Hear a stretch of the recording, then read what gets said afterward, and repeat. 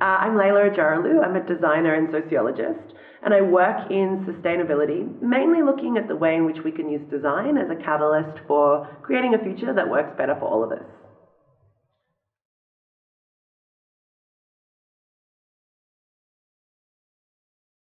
Right, well, design is an extremely diverse sector, right? So we have all different types of design as a professional set, from fashion, industrial, product, architecture, landscape, graphic. There are so many different types of design, and each design field has different tools and resources and productions. But the act of designing is a very human thing. Everybody creates stuff. I think cooking is the ultimate form of design. Design is really about taking resources, materials, ideas or parameters and reconfiguring them to achieve a function, a desired outcome. So really every human is a designer in some way. Some people are paid to do it, some people go to school to learn about it, but ultimately we all design our own lives, we design our experiences, and we can also contribute to designing a future that is way better than what we have today. So I like to think about this as like citizen designers, people who take on the role of seeing a problem, learning to love that problem, and really engaging in reconfiguring it so that we have a better outcome tomorrow. There's no one way of doing design. You might see design thinking online and hear about this kind of 5-step process, but to be fair, every designer that you speak to will have their own process or practice. Design is really a very personal process. Essentially what happens is you have a problem that is often defined. It's a brief, right, where we have some new thing that we need to do. We need to make something work better, or we need to achieve a function. And you have parameters, cost, time, resources, location, and all of those elements come together to inspire creativity to achieve a new outcome. So if you speak to a graphic designer or a product designer, they're going to have completely different processes or tools or ways of going from the problem arena to an outcome that beautifully fits that and solves it in some new and unique way. Everything that we create has a huge environmental impact, right? Humans have basically figured out how to take materials out of nature and transform them into things that help us have more healthy, fun, enjoyable lives, okay? So everything that is around you right now, this chair I'm sitting on, the clothes I'm wearing, the glasses on your face, all have been designed. Someone sat down, or a group of people sat down, and they were like, let's figure out what materials are available to us and how we can put them in a functional space and sell them to someone. So our economy is very much based on this, and design is a huge driving force behind that, and marketing and all the other components of the economy. However, everything that we do within the economy has what we call externalities, the impacts on the planet. And our current economic structure does not account for these externalities. So if you look at, say, a tree, for example, which provides oxygen, it's a habitat for other species, until it's cut down, we have no economic value attributed to that tree.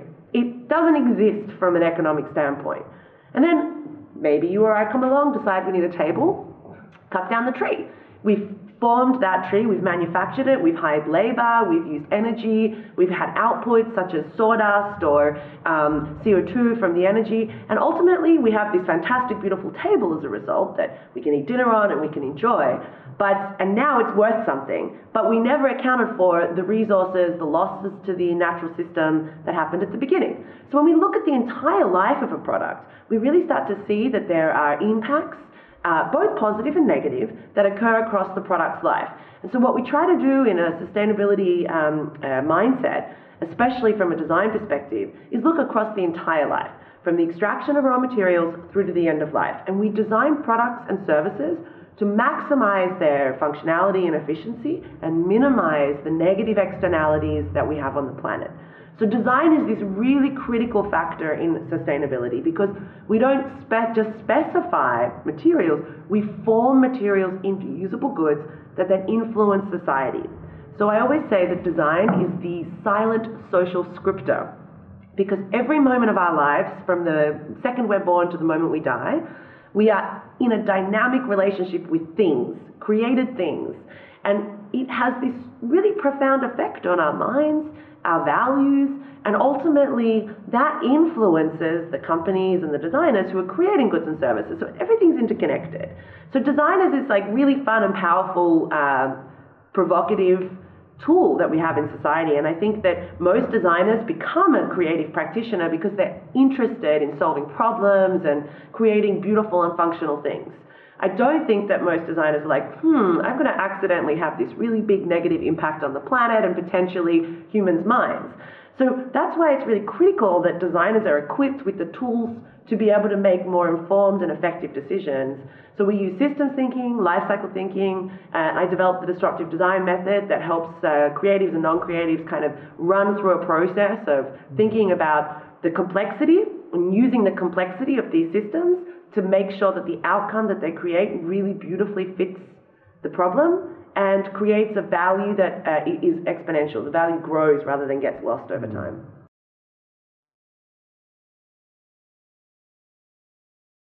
I think like everybody can contribute to making things work better, right? So I always like to think about this concept of how our education system essentially teaches us some really good, usable, basic skills like reading and writing and arithmetic and socialization. However, the education system doesn't really teach us how to be critical and reflexive thinkers and contributors to society. I call this like this de-agentizing of humans. I make up words. But ultimately, every individual, no matter what our economic situation or our country of residence or our gender or our race, we do have the power and potential to have influence and affect change. Sometimes it's quite small. Our sphere of influence is often quite small when we start any professional or personal path in life. When we're kids, nobody really listens to us, and we get bigger. We get academic titles, or we get really great jobs, or we make money. All of these things are just transferable skills that help expand our sphere of influence. But the thing is that even if we're not with some fancy title, we still have people in our lives and we still buy stuff, and all of those things have impacts and influence our communities and also the bigger economy. You know, I always say we have micro moments of change in our pocket. Every dollar or cent we spend influences the economy. So we have this kind of unfortunate perspective of ourselves in society as not really having that much influence. But we all have influence, and the degrees, of course, are different, and the capacity for us to influence others changes throughout our lives. But we do really have the power to be able to find ways of actively contributing to the changes we want to see in the world, rather than being an absorber or a consumer of what the world is. So it's really just this perspective shift that needs to happen in individuals, whether you be a designer, a professional creative, or whether you be somebody who hasn't even studied in higher education. It doesn't matter. Ultimately, we are all contributors to the future. And I say that because the future is undefined. The really cool thing about it is nobody knows actually what's going to happen. In fact, the future is the outcome of all of our actions or inactions of today. And we know this because we make decisions in our lives that have influences the kind of pathway that we take. And this is the same for society. So whether or not robots take over all of our jobs, that is the outcome of our choices to invest in these industries, to decide whether or not it's ethical for us to have this as an outcome. Everyone in society contributes to that conversation at a different level. So for me, leadership is really about personal activation, about taking agency on as an opportunity. You know, if I look at my own personal career, I have no special powers. I have had no extra leg up in life. In fact, completely the opposite. You know, I kind of personally struggled at school. I hated school. I can't spell. I have mild dyslexia and all of these kinds of things that under a traditional learning environment just means that I am not necessarily supported. And thankfully, I was able to have a few educators along the way who really supported my enthusiasm, because the things that I'm passionate about, I'm extremely passionate about. And they really liked that, and they helped support me. And so I was able to find the things that deeply resonated with me. And the moment I did, I excelled academically. Like the moment I was put in an environment where I was given the right tools and resources to learn, my brain just like flourished like a a field full of daisies. Like it was incredible for me, because I went from really thinking I wasn't that smart and that I couldn't really work in this system, to realizing that I actually was really smart and I could do all of these incredible things. And that really comes down to like a combination of mentorship, support, encouragement, and personal reflection. Like, what can I learn? And maybe if I'm not good at something, I need to find some different tools to help me get better at that.